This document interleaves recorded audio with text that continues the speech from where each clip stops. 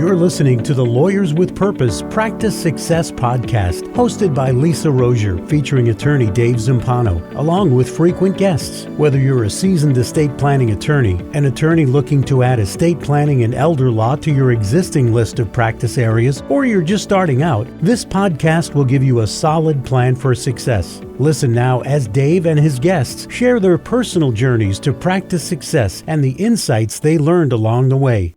Okay, it's great to be back, and another week of this podcast always engages me and makes me excited because I get to talk to other members and hear their story and their perspective. Today, we are joined by attorney Daniel Umlauf from Winston-Salem, North Carolina, and we also have a different support team member here, Mandy Bossow, who is our member success supervisor. She'll be poking and prodding in the conversation today. And again, just to add different perspectives to this thing called law practice success. So Daniel, I'd love to just hear a quick overview of your story. You're an estate planning attorney. Were you always how long you've been practicing? What's your history look like, and what got you to today? Yeah, absolutely. Thanks for having me on, Dave. I have been an estate planning attorney. I graduated from law school in 2010 and worked for a small firm for just about 18 months or so, and made a transition out on my own after I settled a large case and was looking around and decided to get into estate planning. So 2013, I got into solely estate planning, been doing that ever since. Gotcha. And you were a solo when you started, or were you part of a firm, or how'd that work? Yeah, so I was initially part of a firm, but then that was going well. It was during difficult financial times in 2010. And so a lawyer in Raleigh opened up a branch here in Winston where I wanted to stay to help me out. And so that was a incredibly kind gesture. I made him some money, and then he was like, I'm fine if you want to go on your own and kind of continue the model that we've been doing. So yeah, initially part of a small firm and then just myself. So what's been your experience from 2013 when you so you remember Michael Gerber and the entrepreneurial seizure? It sounded like after you had that big lawsuit, so you must have been in litigation prior? That's right. Big settlement, you said? Yep. And then you had what Gerber would call that entrepreneurial seizure? Yeah, I would say I have a streak of independence that could sometimes border on pride to the point of just, as it applies to law, that I like to do things myself and make decisions about finances and whether to invest in new software or hire someone, without consulting with other people. Uh-huh. And how's that worked for you over the years? It has. My independent streak has always been there, but not to plug Lawyers with Purpose, but it is very helpful to have tools to help you be able to do that. So metrics, good reporting are so important on running a business and making any decisions. So I've give always... me an idea. So there's a shift there that I see that happened. And what I'm hearing about the shift, there was a point in time when you're running a practice and then you said, oh, it's helpful to have tools and metrics. So we'll come to that. But before we do, get me from 2013 to when that occurred. What was your life like as a lawyer? Because if I think about the E-myth, right? Gerber talks about the entrepreneurial seizure and then the fatal assumptions that we think that because we're a good lawyer, we're really good at running a law practice, right? And so you had this seizure and assumption, and then you started going from 2013. And how did your practice go? Was it growing straight up? Was it up and down like a yo-yo? Was it going down? I mean, what kind of happened from there? Yeah, it was going up and down. I would say more like a yo-yo. So didn't have a lot of steady revenue, would have times of feast and famine. I was a member of the American Academy of Estate Planning Attorneys for a few years, and I think they had some good tools that were helpful, and even from document management and CRM, but yeah, wasn't in a good groove of tracking things regularly, sort of having predictable income come in. Even some with the American Academy's model of advertising, I think it was more of an up or down, boom or bust type of thing, at least when you're getting started. So yeah, very familiar with them. Great organization. Know Robert and Sandy very, very well. So you joined another organization, and it was working, but it didn't all gel. And so give me a year. You started looking somewhere else. And when you were looking, what were you looking for? Like in your practice in that moment, something wasn't working for whatever reason, and you were looking for something. So that's what I want to help the listeners understand. What was the thought process? Where were you in your mind? Because there's listeners right now that are right where you were.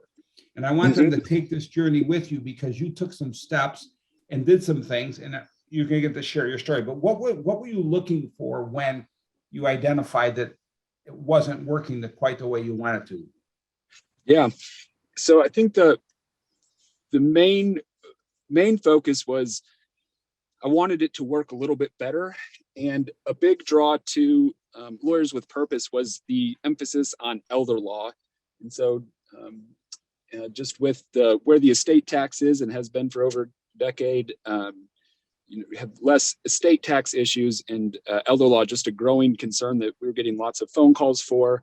And Dave, obviously you and Lawyers with Purpose just, at the forefront of that. And so I think, yeah, some of the tools that were offered, I was looking for a few more tools geared more towards that legally, but also needed that infrastructure and backbone of good software, and that allows me to report and produce documents, high quality documents consistently. So the mindset, what I'm hearing is this, and again, stripping out all the LWP and all the other stuff, what I'm hearing is, as you're going forward, you were an estate planning attorney. And one of the key distinctions you learned, because this might be important to someone who's in that same shoes, was estate planning wasn't enough to become relevant. You had to start to learn this elder law type stuff to add to the estate planning metric that you were doing. That's right. Yeah, absolutely. Yep. And then you did your research, as other people can do, and you find different opportunities. You ended up at this one, which is fine and great.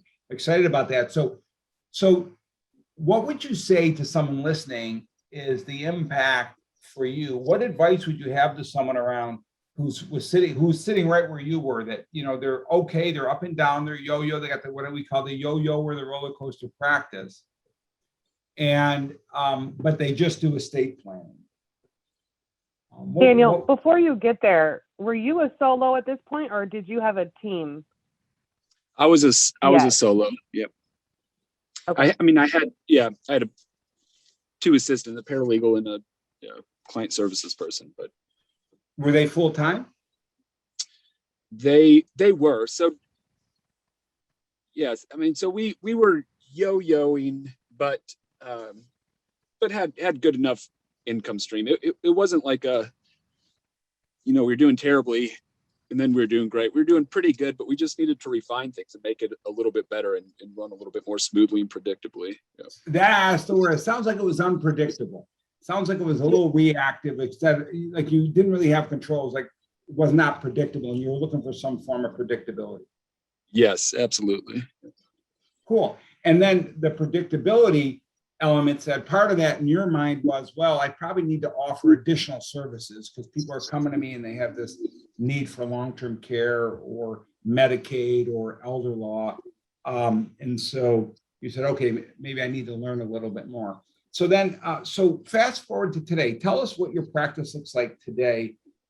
So you said you joined this new organization. I know it's LWP, but let's keep LWP out of it. You joined this new organization in what year? 2017, I believe. Okay, so in about the 4-year mark. Let's go start kind of see what your practice looks like today, and then kind of like share what the last 4-year ride has been like for you personally, the challenges, the successes. So as you sit here today, what does your practice look like? I think it's pretty robust. We have a strong probate department here in North Carolina, and so earn, probably maybe a third of our revenue from that, and then estate planning and elder law. We have a wide range of referral sources that have just, over the past probably 2 or 3 years, I've been booked out for at least 8 weeks solidly, and that hasn't wavered. So I feel like part of it was getting established in the community as a younger person, newer attorney, and newer to the practice area. Back in 2013, it takes a little while to get established. But yeah, and been doing it, I guess, now for 7 or 8 years, but our clients have started to die, which is, part of the honor of what we do is getting to help their families after they pass, walk them through it. And that's a whole nother revenue source then as well. So I think that's helped our stability. And Okay. So now your firm, what's your team makeup? I've got 2 full-time paralegals and a full-time client services coordinator who takes calls and schedules everything. One paralegal just does probate and the little bit of guardianship work that we do. And then my other paralegal she operates kind of as director of operations for the office. So I delegate as much of running things to her as I can. But she's very knowledgeable, has been with me for 8 years, I think. And so just has a good grounding in the state law, VA, Medicaid, elder law. She's a huge asset. Yeah. So you've really got like a team you put together where you're able to delegate some of those things you used to do. And what I'm hearing is more predictability. You said for the last couple of years, you've been booked out 8 weeks as a regular standard. That's become your new standard. That's right. Yep. And so some predictability. How about the yo-yo? Are you more consistent now, or you still got some yo-yo, or how's that life looking?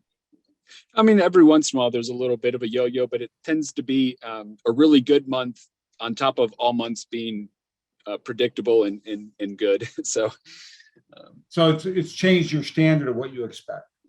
That's right. Yeah. Very, very predictable revenue now. Yeah. We know when it's coming in, and we know kind of metrics for if I'm this busy, if we've got this many appointments on the calendar, it's pretty predictable. Yeah. What do you attribute that to? What specifically are you doing differently, or what have you learned over the course of this transition that helps you get this consistency and predictability? I think you talked earlier about metrics and things like that. Talk a little bit more about that. Yeah, definitely. Paying more attention is kind of, I think, a more responsible, seasoned business person, but just looking at all the different numbers each month. And by all the different numbers, I mean, we look at how many initial consultations we have, how many times the phone rang with new inquiries, whether it's for estate planning or not. We really, the only advertising we do is we offer our free workshops, and then just our website, but we monitor how many people come to those, and how many people make appointments afterwards, and how many people what the average fee is for everybody. And so each month when we're looking at that, it just given me good insight into how the business is doing, and we can probe little nuances. Right now we're losing a lot of initial probate calls. So people call in are interested in probate. And so we've had to drill down, is it because it's like a small estate and they shouldn't be hiring us or making an appointment anyway? Or is it because they want an appointment before 8 weeks? And we're kind of refining our script around that and trying to figure out the best way to navigate that. But without those good metrics, you can't really get into those details to make sure things are running optimally. So Daniel, I love that. Love this. Because again, I understand what you're saying, probably at a very intimate level. A listener, so you use the word tools and you use the word metrics. Give me an example of how something you said that just jumped off the page to me was, hey, we just discovered, quote unquote, that we're losing some of our PBTA hires, probate trust admin hires. Mhm. And you're already adapting to change that. So how did you know, and what was the time frame? Like, did you figure it out 3 months later, or did you figure it out 3 days later? And how did you specifically know that? How did you know about the metrics? What tools were you using? What metrics Mhm. were you looking at? And how quickly were you able to adapt to that? Yeah. Oh, so this software that we use, Action Step, we create a new matter every time we get a phone call in, and we, assign it to a practice area. If it's not for us, for whatever reason, they're calling estate planning attorney for real estate or something, but we know what all the people are calling about, and we run those numbers every single month to see what those are. And so we saw that we had probate clients, and we were getting all these calls, but not overly many appointments, or we were losing, a lot of them weren't like signing up for consultations.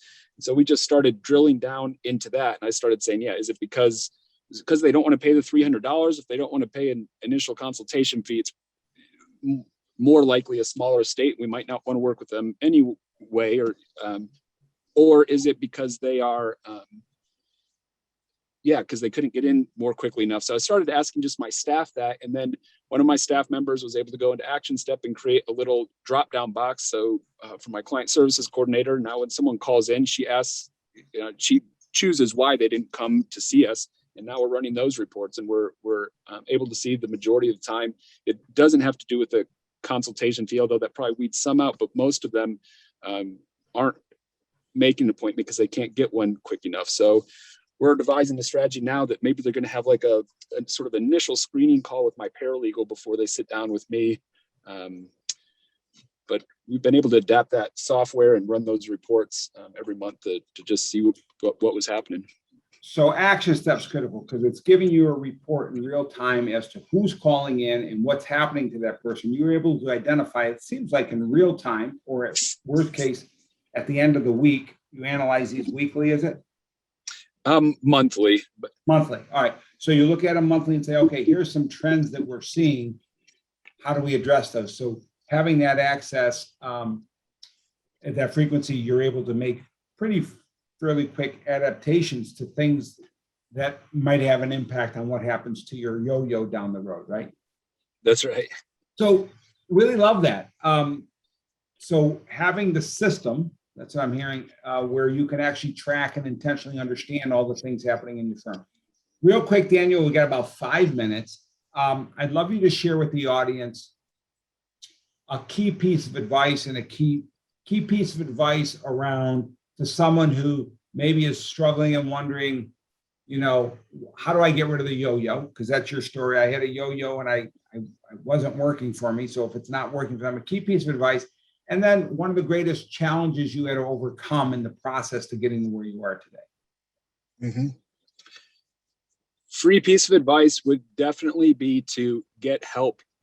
You can't do this all by yourself. You have to have tools, whether it's software.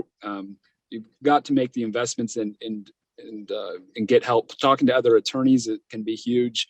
Who know, everyone has probably been in the listener's shoes here or something similar, if their particular shoes.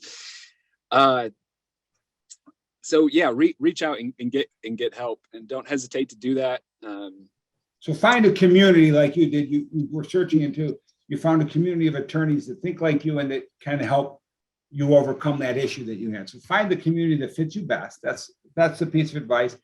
The biggest challenge or thing you could forewarn them about, maybe how you overcame it. I want to maybe just say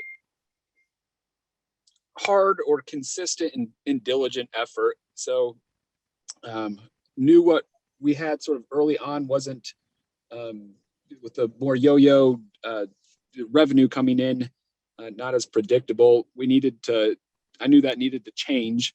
And so just sort of by doing the research, doing the work of learning new software, Action Step, trust accounting, document drafting, just going through the process of learning all that I think if you just put in the effort, and I don't think it's taken superhuman effort, but just by diligently working on that, it's great to be here a few years out, just feeling really good about things. So let me summarize and see, and again, you correct me if I'm not saying, so hearing your story, if I were to kind of put it all in a package here in a summary, you were doing okay. You had a practice that was going for several years, you were growing, but you lacked predictability and you lacked certain understanding in a segment of the market, maybe the Medicaid and the elder law. And you realized you had to get that learning of that knowledge. And then you learned also that in hindsight, now looking back, what you appreciated about your journey was anchoring and associating with other attorneys that are successful in the areas that you were challenged in. And then learning the way that they did it and committing to that, and then being disciplined to it. So I think we call it here FDS, right? Following the darn system. Being committed to just trying it and pursuing it and then paying attention to what it tells you. And then over time, you get to where you are, which is no more yo-yo, consistent, predictable profitability and growth. Am I overstating or understating what you just shared with us? I think that's right on. Yep. It's the story of our firm for the past several years. Yep. Well, Daniel, I got to tell you, I want to thank you, and I think the listeners thank you, especially those that are where you are. Any closing thoughts to share? No, I was just going to say, if anyone has any questions, or I'm always happy to field those. So. So you're even opening up the invitation for them to email you. Find your firm, Daniel Umlauf, in Winston-Salem, North Carolina. Cool. That's very generous of you. Very generous of you. Well, Daniel, thank you. You're a joy to watch. I do appreciate your commitment to FDSing and trusting the process. And I'm thrilled that you're able to have that predictability and consistency in your practice and in your life. So thanks so much. Keep up the great work. Thank you for listening to this episode of the Practice Success Podcast. Visit www.lawyerswithpurpose.com/podcast to listen to other episodes and to subscribe. We'll see you next time.